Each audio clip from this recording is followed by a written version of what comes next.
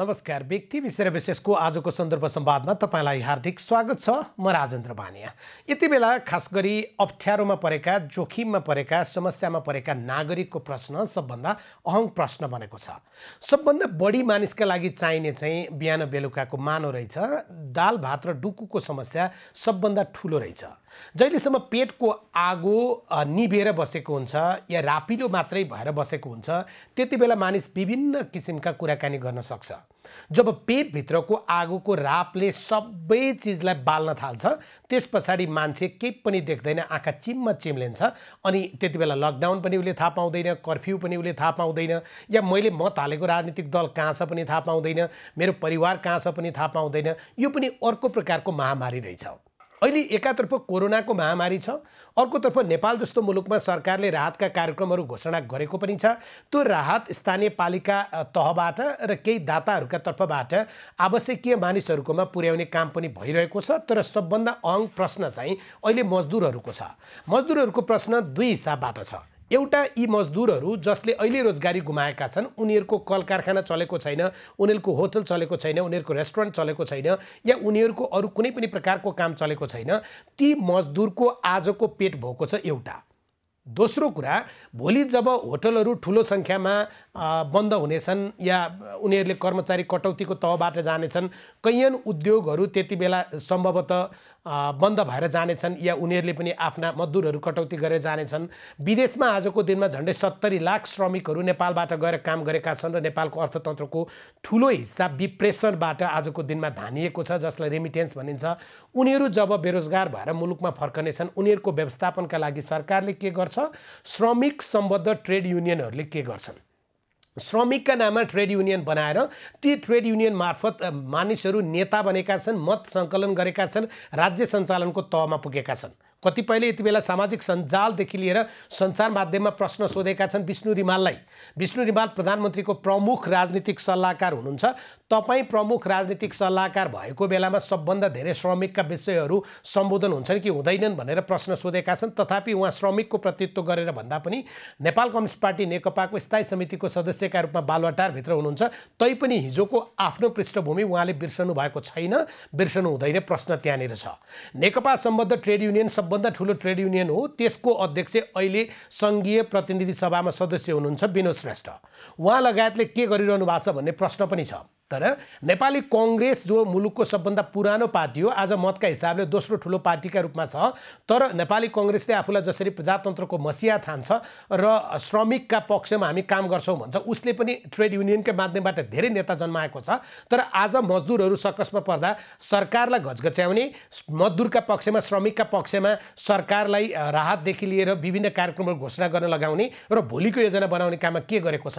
काङ्ग्रेस सम्बद्ध trade union, Nepal trade union कङ्ग्रेसका अध्यक्ष पुष्कर आचार्य यति बेला हामीसँग व्यक्ति विषय विशेषको कुराकानीमा जोडिनु भएको छ। पुष्करजी, स्वागत छ। नमस्ते, धन्यवाद छ।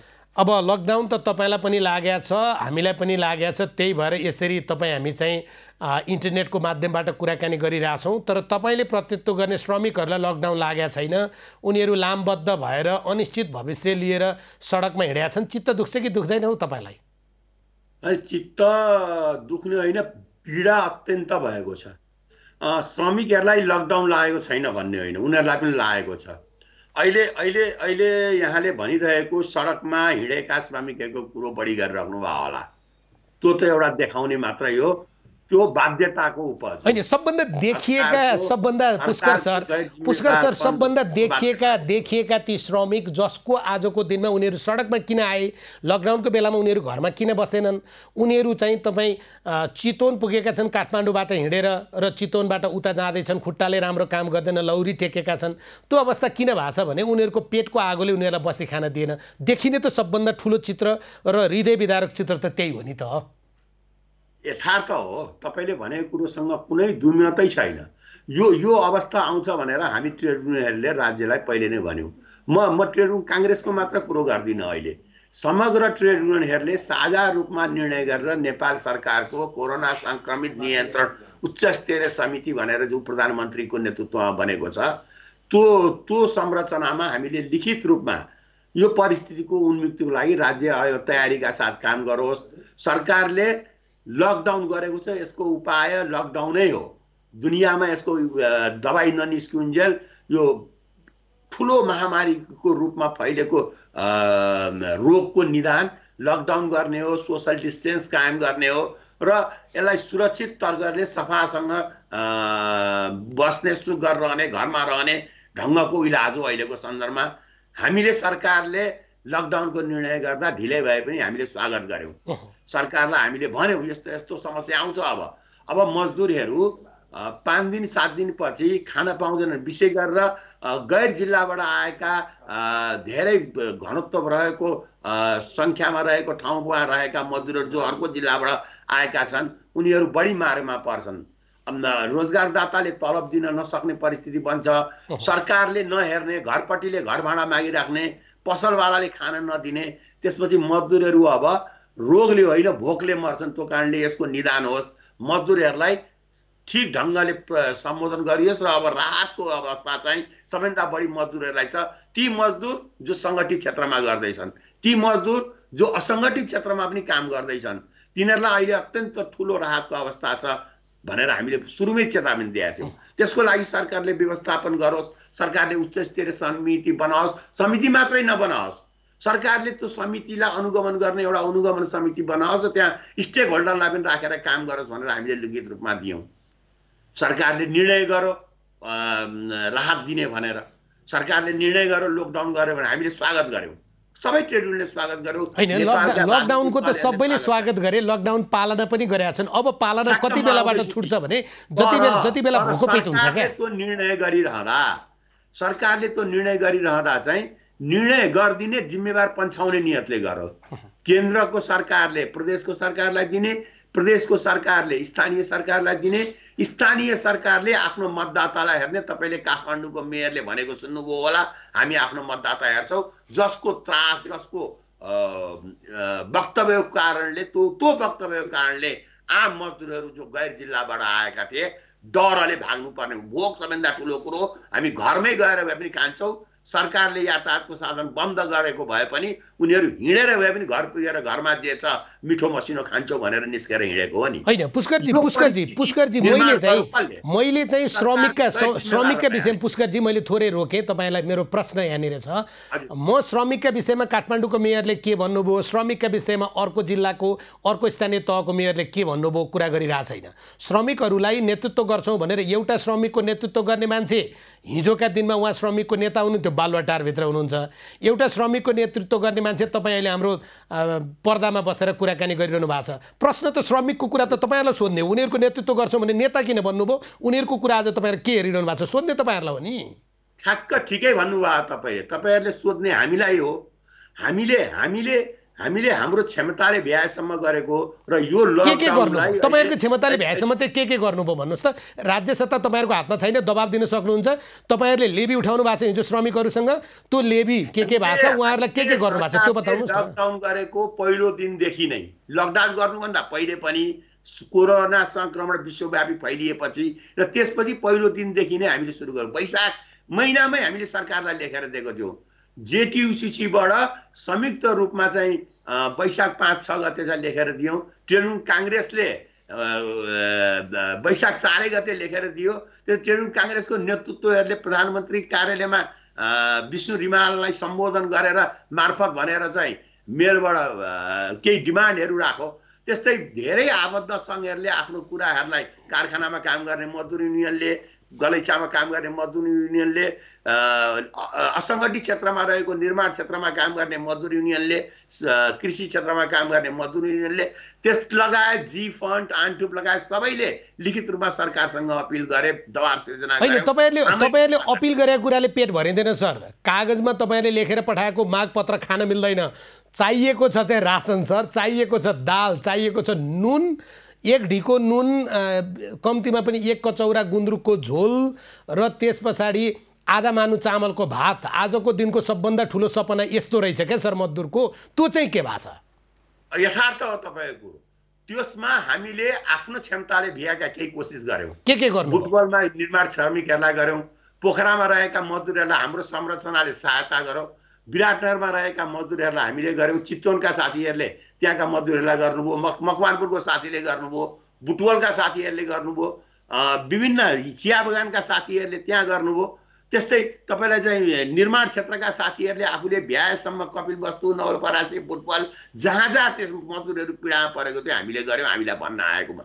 यो लकडाउन पनि हामीले सँगसँगै भन्यौँ, लकडाउन सँगसँगै हामीले यसको निदान पनि होस् भनेर सरकारलाई बारम्बार दबाब दिइरहेको छौँ। सरकारले गर्ने कुरामा म आउँछु, सरकारले गर्नुपर्छ, सरकारको दायित्व हो, सरकारले किन गरिरहेको छैन? हामी ट्रेड युनियनले मात्रै चाहिँ सक्दैनौँ, यो यथार्थ हो।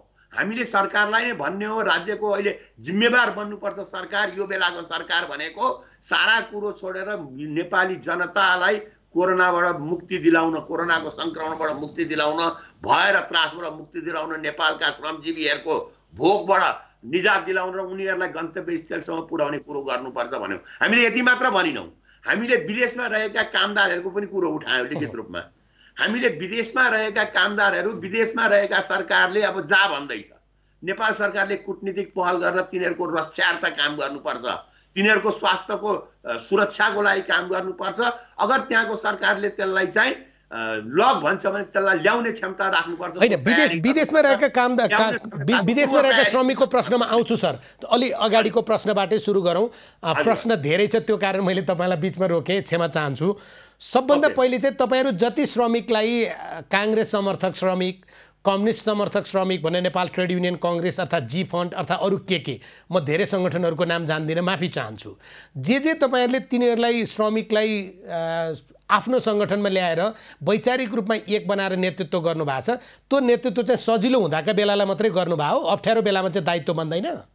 एकदम गलत कुरो। हामी अप्ठ्यारो बारेको पनि दायित्व निर्वाह गर्दैछौँ, ठाउँ ठाउँका श्रमिकहरूलाई भन्दैछौँ, सानसाना ट्रेनलाई सकेको सहयोग गर्दैछौँ र उनीहरूलाई एक ढङ्गले सचेतना फैलाउने, उनीहरूलाई जागरुक गर्ने र उनीहरूको अधिकारको बारेमा बोल्दैछौँ। फेरि पनि हामीलाई चिन्ता छ, हामीले भन्ने मात्रै नै रहेछ। यो मुलुकको सरकार अहिले कस्तो भइदियो भन्दा प्रतिपक्षको कुरो त सुन्दै नसुन्ने, ट्रेड युनियनको साझा संयन्त्रको कुरो पनि नसुन्ने भयो। ट्रेड युनियनको साझा संयन्त्रले लिखित रूपमा दिएको मजदुरहरूको अब यी समस्या आउँदैछन्, यस्तातिर ध्यान दियोस्, सरकारले अब मजदुरहरूलाई बाँच्न पाउने, भोगबाट मर्ने मजदुरहरूलाई निजात दिलाओस्, घरसम्म पुग्छु भन्ने मजदुरहरूलाई घरसम्म पुग्ने व्यवस्थापन गरोस्। अगर सक्दैन भने हामीलाई भन्नुहोस्, हामी सहयोग गर्न तयार छौँ, हामी कोअर्डिनेसन गर्न तयार छौँ। सरकारले भनेन, तपाईँहरूले गर्दा चाहिँ के बिग्रिन्छ? अचम्म लाग्छ। एकातिर हामी लकडाउनलाई मान्दिने, एकातिर हामी यो ठुलो खालीको जमातमा नजाने भन्ने, अर्कोतिर हामीले फेरि त्यसलाई उल्लङ्घन गर्नु हुँदैन भन्ने मान्यता हो। हामीले देखेको छ विभिन्न मुलुकमा लकडाउन नमानेको परिणति, अमेरिका जस्तो मुलुक फसेको छ। इन्डियामा लकडाउन नमान्ने जमातको कारणले कोरोना सङ्क्रमण फलेको छ। हामी मजदुर युनियन कोरोना सङ्क्रमणको माध्यम बन्न चाहन्नौँ। हामी सरकारलाई युनियन नमाने हो के? युनियन तपाईँहरूले नचाहो, किनभने तपाईँहरूलाई आवश्यकता छैन, तर तपाईँहरूले नेतृत्व गरेको साधारण सदस्य त सडकमा छ, तपाईँहरू न घरभित्र हुनुहुन्छ। अब यहाँलाई मैले भन्नै पर्ने हुन्छ, अहिले सडकमा देखिएको मजदुर मात्रै मजदुर छैन क्या, तिनीहरू हुन्, तिनीहरू मार्कामा परेर हिँडेको हुन्, त्यसमा दुई मात्रै रहेन। सबभन्दा पहिला त त्यही तातीलाई हेर्नु पर्यो नि सर। खान पाएका छैनन्, दैनिक जालादारी गर्ने मजदुरको बारेमा कसले बोलिदिने हामीलाई थाहा छैन। घरमा अब चामल छैन उनीहरूको, घरमा अन्न छैन। काठमाडौँमै बसेका दैनिक जालादारी गर्ने मजदुर जो गएनन्, हिँडेका छैनन्, जसले लकडाउन मानेका छन्, गएनन् या जान पाएनन् भन्नुहोस् न, गएनन् त नभनौँ, जान नपाएका पनि छन् नि, हिम्मत नभएका पनि छन् बिचरा। म त्यही भन्दैछु, हामी त त्यो सडकमा देखिएका मजदुरहरूको कुरो मात्र तपाईँहरूले गर्दै हुन्छ। त्यो पीडा अथाह पीडा छ, कसलाई पोख्ने थाहा छैन। आज बल्ल तपाईँहरूले सोध्दै हुन्छ, हामीले पत्रकारमा चाहिँ प्रेस रिलिज गरेका छौँ। अहिलेको बेला हामीले भन्ने पनि तपाईँहरू मार्फत चाहिँ होइन, सरकारले सुनिराखेकै छैन। यथार्थ हो, सरकार बहिरो भएर हिँडेको छ, किन हो थाहा छैन। प्रतिपक्ष दलको कुरो सुनेको छैन, हाम्रो मजदुरहरूको कुरो सुनेको छैन, मलाई थाहा छैन रोजगारदाताको कति कुरो सुनेको छ। सर ठिक छ पुष्कर सर धेरै भावुक नहुनुहोस् पुष्कर सर, अझै 15 मिनट अन्तर्वार्ता गर्न बाँकी छ होइन, धेरै भावुक नहुनुहोस् होइन, त्यसो भावुक धेरै भयो भने कविता बन्छ। तपाईँहरू एउटा सदस्यसँग चाहिँ प्रति महिना कति लेबी उठाउनुहुन्छ? हामीले प्रति महिना एउटा सदस्यसँग नेपाली ट्रेड युनियन काङ्ग्रेसले 2 रुपियाँ उठाउँछ र त्यसलाई हामीले 3वटा 4वटा संरचनामा डिभाइड गर्छौँ। 2 रुपियाँ उठाउनुहुन्छ? हजुर। तपाईहरुको सदस्य कति छ देशभरिमा? हाम्रो सदस्य पेड मेम्बर भनेको अघिल्लो अधिवेशनमा देखिन्छ, हाम्रो हरेक अधिवेशनमा देखिन्छ त्यो एक्ज्याक्ट डाटा। अघिल्लो अधिवेशनमा देखिएको पेड मेम्बर 3,87,000 हो। त्यसलाई हिसाब गर्दाखेरिमा करिब महिनाको 7 लाख रुपियाँ 8 लाख रुपियाँ उठ्दो रहेछ। त्यो हरेक महिना उठ्दैन, त्यो हाम्रो अहिले भन्नुस् न यो संकटको बेला हामीले उठाइराखेकै छैनौँ। हैन ठीक छ, वर्षको 1.5 करोड देशभित्रबाट, देश बाहिर रहने मजदुरले पनि तिर्छन् नि। हजुर, देश बाहिर रहने मजदुरले पनि तिर्छन् नि। देश बाहिर रहने मजदुरले हामीलाई लेबी तिरेको छैन अहिलेसम्म। हामीले त्यो खालीको संरचना बनाएको छैन नेपाली ट्रेड युनियन काङ्ग्रेसले। भनेपछि मजदुरसँग उठाएको तपाईहरुको लेबी भनेको त प्रशासनिक तपाईहरुको संरचना चलाउन बाहेक अन्ततिर पुगेन। त्यो पनि पुग्दैन, तर हामी जसै तसै चलाइरहेछौँ। अब तपाईहरुसँग आफैसँग त्यो लेबी उठाएर यो लेबीको दुरुपयोग गरौँ भन्ने मान्यता होइन। तर लेबी उठाउँ नउठाउँ हामी मजदुरहरूको काम गर्छौँ, मजदुरहरूको पक्षमा बोल्छौँ, उनीहरूको लागि लडाइँ लड्ने कुरोमा हामी पछि हटेको छैन र अहिले पनि हटेका छैन। तर मजदुर दुई खालको छ नि पुष्कर सर। एउटा उसको नाम हामी मजदुर नै राख्छौँ, जसले हामीले त्यो सडकमा देखिएको भिड तपाईँले भने जस्तो घरमा रोकिएको मान्छे या अब घरमा चामल सकिएको मान्छे पनि मजदुर हो।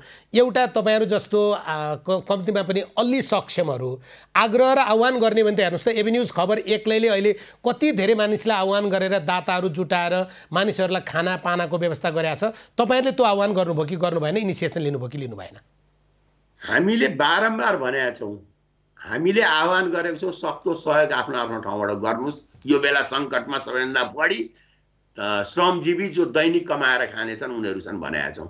बारम्बार हामीले त्यसलाई आग्रह गरेको छौँ र हामीले अर्को आग्रह गरेको छौँ रोजगारदातालाई, तपाईँले जिन्दगीभर काम लगाएर राखेको मान्छे यो सङ्कटको बेला भोकै मर्नु नदिनुहोस्। बाँकी के समस्या आउँछ हामी तपाईँहरूसँग बसेर छलफल गरेर टुङ्ग्यौँ। तर यो बेला मजदुरलाई देखाएर राज्यसँग बार्गेनिङ गर्ने, मजदुरलाई देखाएर राज्यसँग बढी सुविधा लिने प्रवृत्ति त्याग दिनुहोस्, मजदुरहरूलाई बचाउनुहोस् भनेर रोजगारदाताहरूलाई भनेको छौँ। तर रोजगारदाता चाहिँ के भन्छ भने नि, रोजगारदाता चाहिँ के भन्छ यहाँनिर पुष्कर सर भने, अब हाम्रो ब्याङ्कमा लोन छ, ब्याङ्कको लोन कसरी तिर्ने, हाम्रो उद्योग चलाएको छैन, होटेल चलाएको छैन, रेस्टुरेन्ट चलाएको छैन, या हाम्रो कुनै चाहिँ फर्म चलाएको छैन, अब हामीले हाम्रो श्रमिकलाई कहाँ ल्याएर पैसा दिने भन्छ। उसको कुरा सुने उसको पनि ठिकै जस्तो, तपाईँहरू कुरा सुने तपाईँहरू कुरा पनि ठिकै जस्तो, तर मान्छेको पेटमा त चामल त परेकै छैन। त्यस्तो पनि होइन। मैले देखेको कुरो के हो भन्दा राज्य जिम्मेवार हुनु नै पर्छ। अहिलेको बेला रोजगारदाताहरू पनि बढी जिम्मेवार हुनुपर्छ। मजदुरले दिने त श्रम हो नि, उसले श्रम बेचेर कमाएर आफ्नो पेट पाल्छ। श्रमभित्र मजदुरले कहाँ कसरी सम्झौता गर्छ आफ्नो श्रम दिनेमा हामी तयार छौँ बसेर छलफल गरेर टुङ्ग्याउन, होइन कुन ढङ्गले त्यसलाई चाहिँ लिएर जाने भन्ने कुरोमा हामी त्यसलाई नियमित ढङ्गले अगाडि बढाउन तयार छौँ। अहिलेको बेला सबै बढी जिम्मेवार हुनुपर्छ भनेर हामीले बारम्बार भनेको छौँ। मजदुरले दिने श्रममा कसरी गर्ने सुरु गरौँ। तपाईँले भने जस्तो अहिले सबैभन्दा सङ्कटको घडी दैनिक ज्यादादारी काम गर्नेलाई छ।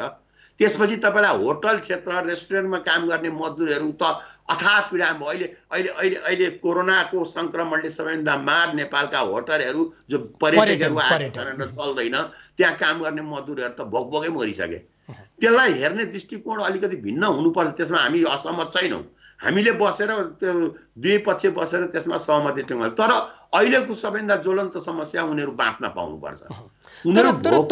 तपाईँहरूले नै हिजो सुन्नुहोस् है, आज 2020 हो, तपाईँहरूले सुरुवात गरेको 2002, 18 वर्ष भयो। यो 18 वर्षमा सामाजिक सुरक्षा कोषको विषयमा तपाईँहरू जसरी लाग्नुभयो, अन्ततः सामाजिक सुरक्षा कोष हामीले संविधानमा पनि सामाजिक सुरक्षा कुरा धारा 35 मा लेखेर ल्यायौँ र श्रम ऐनको संशोधन 2074, श्रम नियमावली 2075, त्यसले त नो वर्क नो पे तपाईँहरूले मान्नु भएको छ। अनि कम्पनीहरूले हामी चाहिँ काम नगरिकन अर्थात् चाहिँ उद्योगीहरूले हामी काम नगरिकन पैसा दिन्नौँ भने त्यहाँनिर चाहिँ के हुन्छ?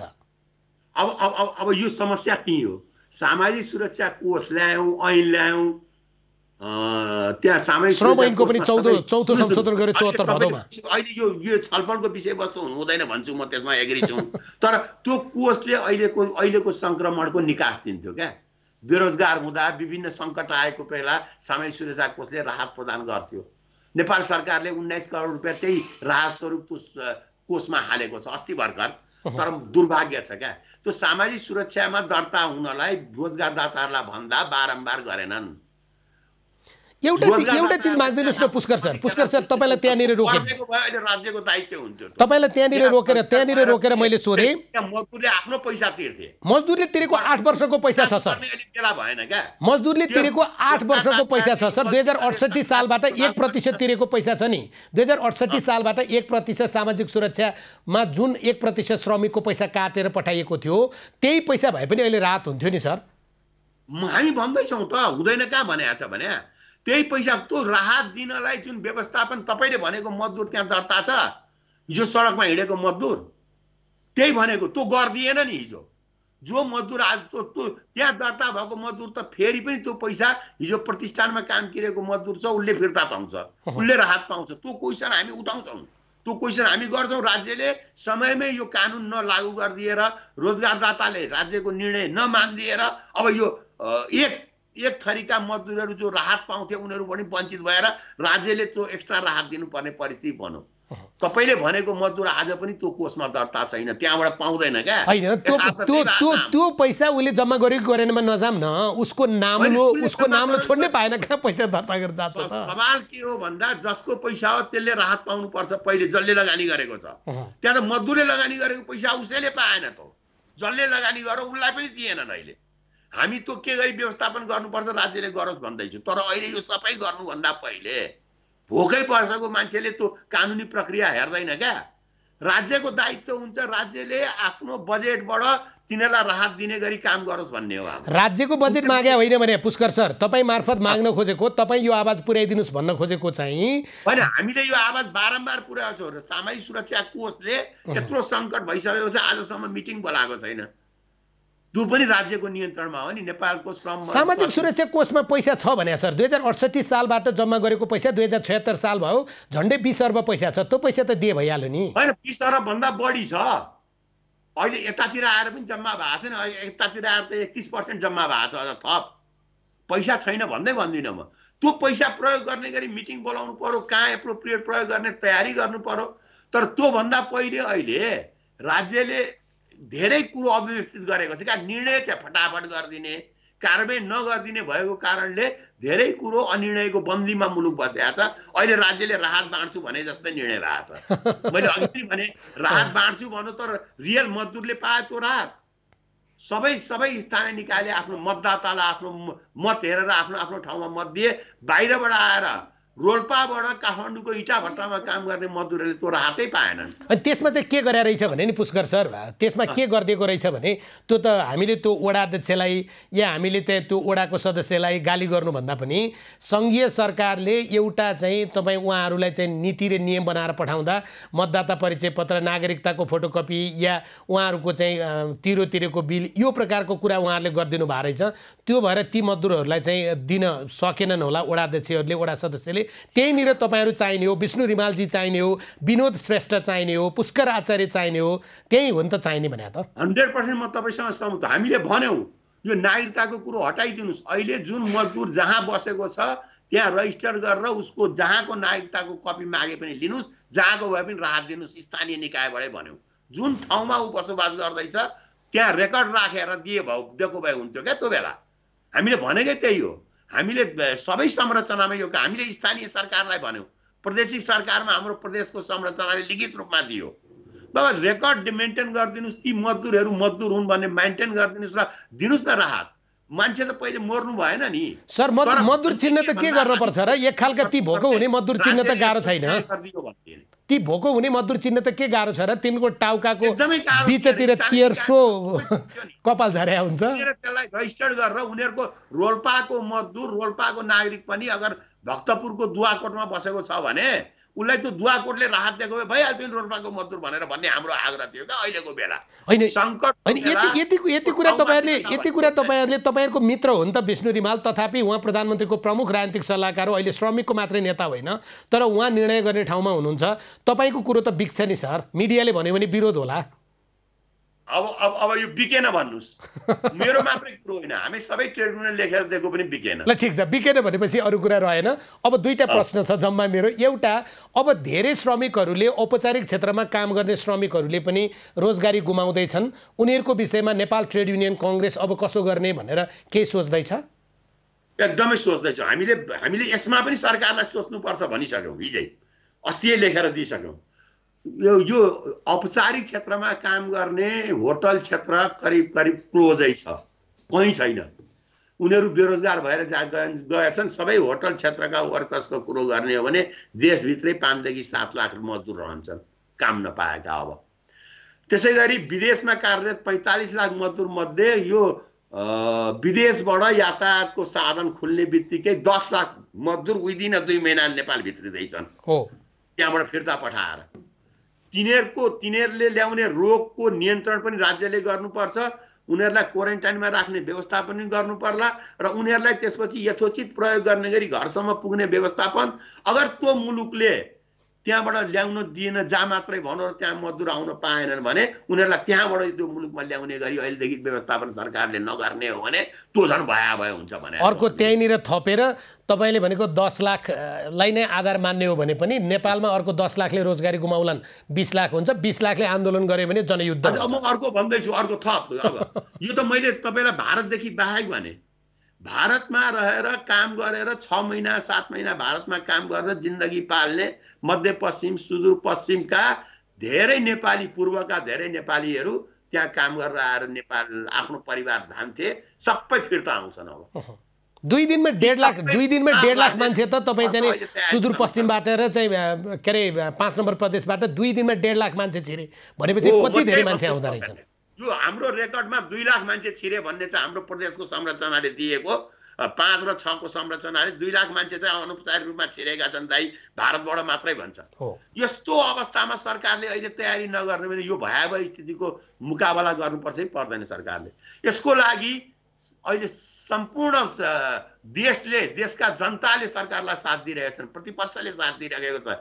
सबैको सहभागिता गराएर स्टेक होल्डरलाई राखेर एउटा नीति बनाउनु पर्छ भने तुरुन्तै विज्ञहरू, राजनीतिक दल तथा स्टेक होल्डरलाई राखेर सरकारले यो लङ टर्म नीति बनाओस् र उनीहरूलाई चाहिँ राहत दिने गरी चाहिँ आफ्नो कार्ययोजना गरोस्। सरकारको बजेट, अहिलेको बजेट विनियोजन गरिरहँदा सरकारले अब सडक बनाउने, हाइड्रो पावर बनाउने भन्दा पनि यी मान्छेहरूलाई रोजगारी दिने गरी आफ्नो नीति बनाओस् भनेर। त्यहाँनिर तपाईँहरू कार्यान्वयन गर्ने ठाउँमा हुनुहुन्न, तर अहिले पनि तपाईँहरू घरमा बसेर तपाईँ र म यसरी अन्तर्वार्ता गर्न सक्छौँ भने घरमा बसेर तपाईँहरू योजना बनाउन सक्नुहुन्छ। तपाईँहरूले सरकारले यो गर्न सकिन्छ भने श्वेतपत्र दिनुहोस् न। तपाईँलाई लाग्दैन? हामीले यसै गरी तपाईँलाई यो मिडिया मार्फत हाम्रो ट्रेड युनियनको साझा संयन्त्र जेटियुसीका साथीहरूसँग बसेर छलफल गरेर निष्कर्ष निकालेर सरकारलाई सुझाइदियौँ। यसै गरी हामीले यो साझा संयन्त्र मार्फत आइएलओसँग इन्ट्र्याक्सन गरेर सरकारलाई तपाईँहरू दबाब दिनुहोस्। सुनेन सरकारले मजदुरको कुरो भन्यो, त्यो आइएलओ भनेको ट्राइपार्टिट बडी हो। हिजो भर्खर हामीले रोजगारदाता आइएलओको पहलमा रोजगारदाताहरूसँग बसेर हामी सबै संयमित भनेर हिजो मात्र हामीले छलफल गऱ्यौँ। अझ त्यो छलफल टुङ्ग्याउनु बाँकी छ। हामी चुप लागेर बसेको छैनौँ। हामी ट्रेड युनियनहरू, सबै ट्रेड युनियनहरू निरन्तर संवादमा छौँ। तपाईहरुको संवादपछि जे निष्कर्ष आउँछ हामीलाई पनि दिनु होला। गरेको काम चाहिँ लागू भएन, सरकारले त्यसलाई अनुगमन गर्ने संयन्त्र बनाओस् भन्यो। तर सरकार कस्तो भयो भन्दा अदालतको निर्णयलाई पनि नमान्दिने भयो।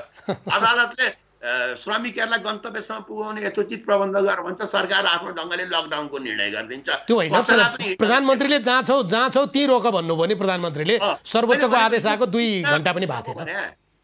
मुलुक न कानुन मान्ने, न नीति मान्ने, न मानवता हेर्ने, न नैतिकता हेर्ने यस्तो ढङ्गले भइसकेपछि मैले सरकारलाई केही हदमा गाली गरेको हो होइन भने सरकारले गरेको निर्णयमा हामी साथ दिन्छौँ। यो बेला सरकारले नेतृत्वदायी भूमिका गर्नुपर्छ, सबैलाई लिएर हिँड्नुपर्छ र सरकारले सबैको भावना समेटेर काम गर्नुपर्छ। यस्ता कुराहरू लागू गर्ने दिशामा सरकारले बनाएको नीति लागू भएको बेला एउटा संयन्त्र बनाउनु पर्छ। त्यो संयन्त्रमा प्रतिपक्ष दल लगायत स्टेक होल्डर पनि बसेर हेर्नुपर्छ, त्यो अनुसार काम गर्नुपर्छ। निजाम सर, दिलाउनु भन्ने हाम्रो हस्, तपाईँलाई धेरै धेरै धन्यवाद सर। तपाईँको माग, श्रमिकको माग भनोस्, मुद्दा भनोस्, सुनियोस्, श्रमिक भोकै नमरुन्। तपाईँहरूलाई नेता बनाएका छन्, त्यो श्रमिकले नेता बनाइदिने, आफू भोकै मर्ने चाहिँ नहोस्। तपाईँलाई धन्यवाद। धन्यवाद छ। तपाईँले कमसेकम एबी न्युजले यो मौका दिनुभयो कि ट्रेड युनियनहरू के गर्दैछन् भन्ने कुरोहरू तोड्ने मौका दिनुभएको छ। हामीले भनेका कुराहरू पनि बाहिर आइरहेको छैन, हामीले संरचनामा दिइरहेको कुराहरू पनि आइरहेको छैन, हामीले आफ्नो ढङ्गले राज्यलाई भनेको हामीले आफ्नो गतिविधि गरेका कुराहरू पनि आइरहेको छन्। तपाईँले यो मौका दिनुभएको छ, एबी न्युजलाई धन्यवाद दिन्छु।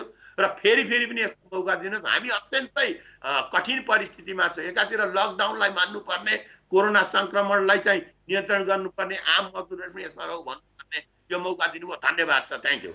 पुष्कर आचार्य यति बेला हामीसँग हुनुहुन्थ्यो, नेपाल ट्रेड युनियन कङ्ग्रेसका अध्यक्ष। उहाँसँग हामीले कुराकानी गऱ्यौँ श्रमिकका माग र मुद्दाका विषयमा। त्यो श्रमिकको हामी कुरा गरिरहेका छौँ जो महाबौद्धको छेउतिर नाम्लो बोकेर कति बेला भारी पाइन्छ र त्यो भारी लगिदिए बापत प्राप्त पैसाबाट चामल र साग किनेर घरमा गएर बालबच्चालाई खुवाउन पाइन्छ भनेर सोच्ने गर्छ। मङ्गलाल श्रेष्ठ एकजना इन्जिनियर हुनुहुन्छ। उहाँले 3 लाख रुपियाँ 50 जना श्रमिकलाई दिन्छु 6,000 का दरले भन्नुभएको थियो र उहाँले दिनु पनि भयो। उहाँले भनेको एउटा सन्दर्भ यहाँनिर म सम्झना फेरि पनि गर्न चाहन्छु, पुनः स्मरण गराउन चाहन्छु।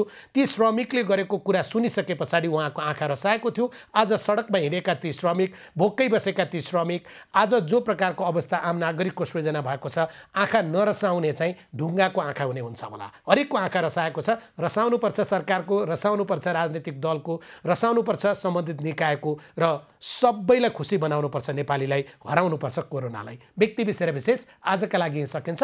खबरभित्रको खबरका लागि हेर्दै रहनुहोला एबी न्युज खबर। नमस्कार।